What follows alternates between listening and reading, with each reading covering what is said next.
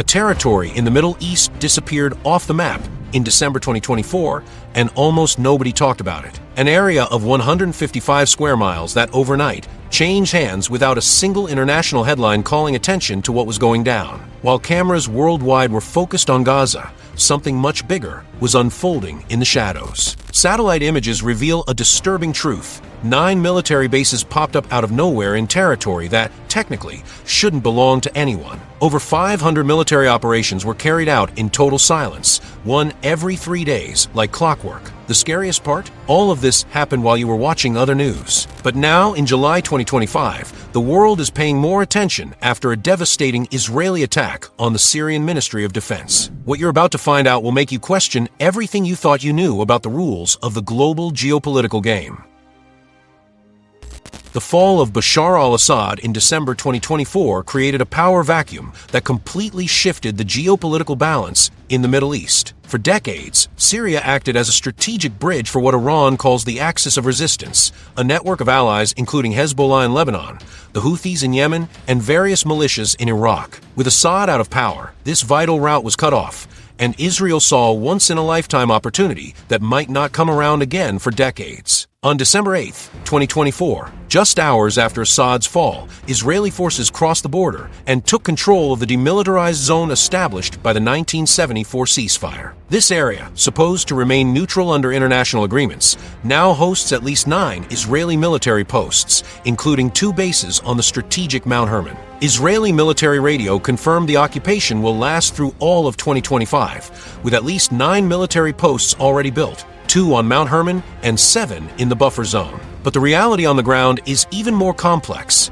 Satellite images show 6 sites built inside the buffer zone and another being constructed outside it, but still on Syrian territory. Construction, which started January 1st, 2025, includes for prefab guard posts, suggesting preparation for at least a temporary military presence. Israeli forces even dug a 5.5-mile-long trench, about 100 feet inside the Syrian side of the border fence, literally cutting through private properties of Syrian families. Benjamin Netanyahu was clear about his intentions. Israel will occupy the buffer zone as long as necessary. The official justification is national security, but satellite analysis shows Israel is building permanent infrastructure, including military roads and fortified positions indicating a long-term presence. What makes this situation unique is the intensity of the Israeli attacks. Between December 2024 and July 2025, Israel carried out over 500 air operations on Syrian territory. These aren't random strikes. They follow a clear strategic pattern.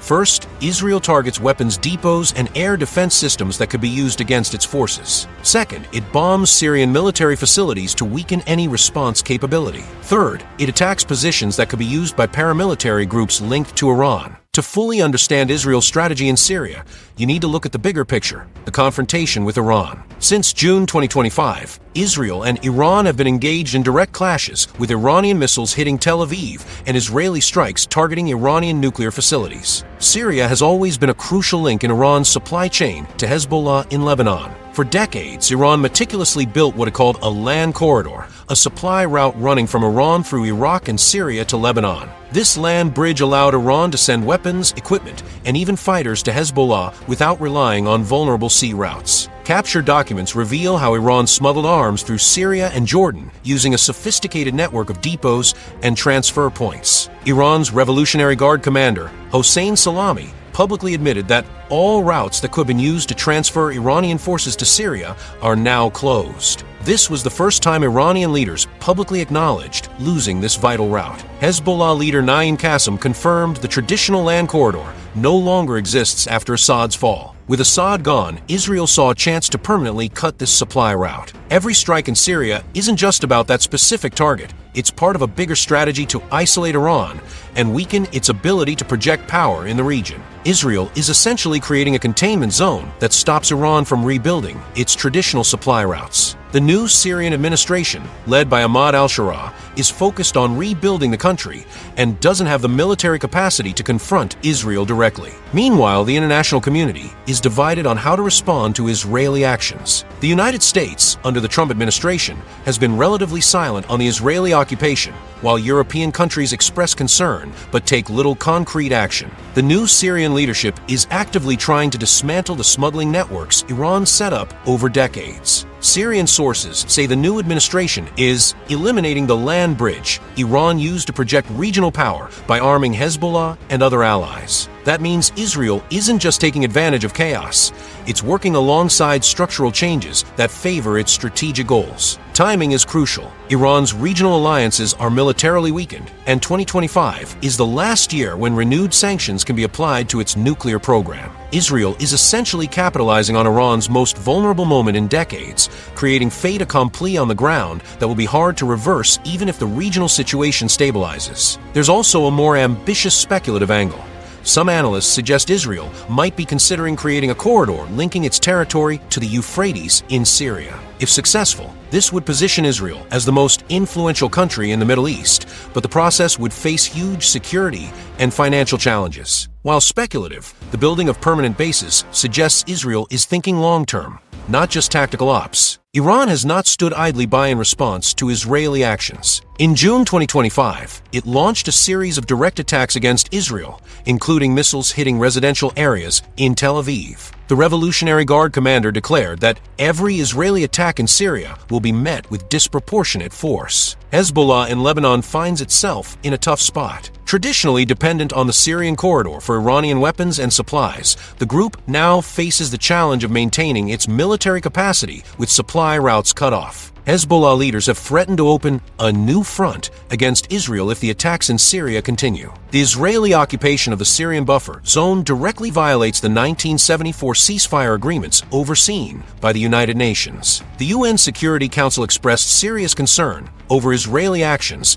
but divisions among permanent members have blocked decisive measures. The European Union called the occupation contrary to international law, while Arab countries, including Saudi Arabia and the United Arab Emirates, condemned Israeli actions but avoided significant diplomatic retaliation. Currently, Israel effectively controls a stretch of Syrian territory extending over 150 kilometers along the border. Israeli forces have set up defensive positions and are building permanent infrastructure, suggesting the occupation may last years, not months. Ahmad al-Shara, leader of the new Syrian administration, declared that Israel no longer has justification to remain in the buffer zone and that Damascus is ready to host United Nations observers. However, Israel rejected these proposals, insisting its presence is necessary to secure its borders. The Trump administration has taken a cautious approach, avoiding direct criticism of Israeli actions while trying to mediate between parties. Secretary of State Marco Rubio stated the U.S. is engaged with all parties in the conflict